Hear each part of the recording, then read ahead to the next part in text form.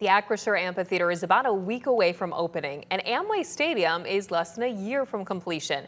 It feels like boom time for new venues in Grand Rapids. To understand the impact they can have, it helps to go back in time. 13 Your Side's Peter Elliott joins us with a look back in the last 30 years of the Van Andel Arena. Peter? Hey Elena, there is a lot to look forward to about the debut of the new Acrisure Amphitheater next week. That is why we have spent the last several weeks looking backward and talking with the biggest names in Grand Rapids about the venue that preceded it and how it changed downtown forever.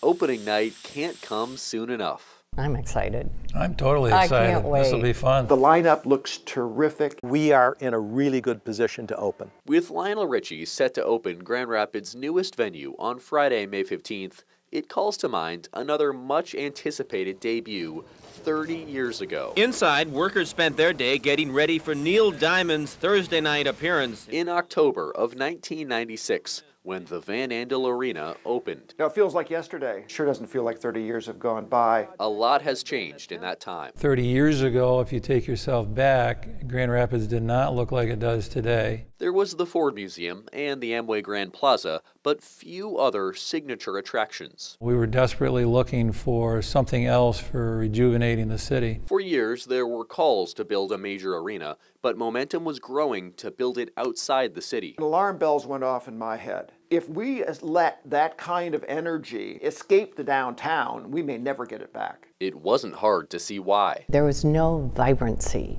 downtown. Downtown was a place that rolled up the sidewalks at 5 o'clock.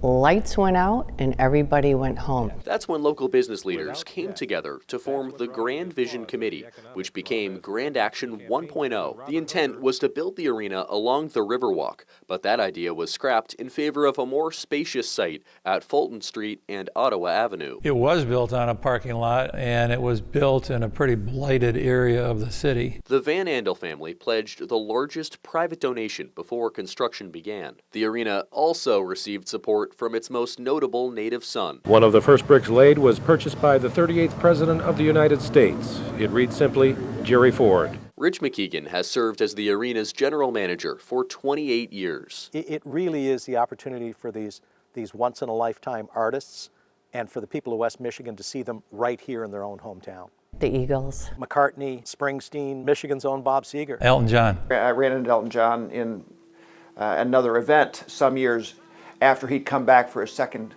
appearance.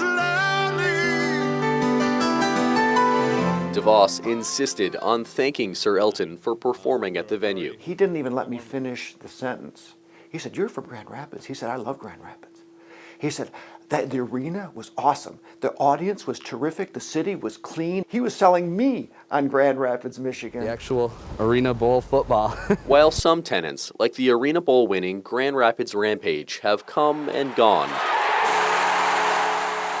the Griffins have been the lone mainstay. The Griffins winning the Calder Cup. The second time they won was right here on this ice. The arena hosts between 140 to 170 events a year, driving traffic that supports the whole neighborhood. You've got office space, you've got bars and restaurants, you've got apartments. It's an entirely different ambiance and feeling. DeVos and Carol Van Andel are both co-chairs of Grand Action 2.0, using the arena blueprint for the next generation of downtown venues. Grand Action did a destination asset study back in 2016. The amphitheater and the stadium were like at the top. After years of planning, development, and construction, the Acrisure Amphitheater will finally open on the city's southwest side. A space that has been underutilized and unappreciated for decades. Sound familiar? The arena was the catalyst. 30 years later, the AMP is turning up the volume once again. We have to fight to keep people wanting to come to the downtown area and making it a great experience. This is a fun city. This is a vibrant city, and I'm very proud and thankful to be living here. Digging through the archives for this story, we discovered a lot of the similar concerns now being voiced about the amphitheater related to parking and traffic. The folks we spoke with for this story expect similar growing pains in this first summer for the amphitheater, but they say the arena proves that those are nothing that can't be overcome eventually.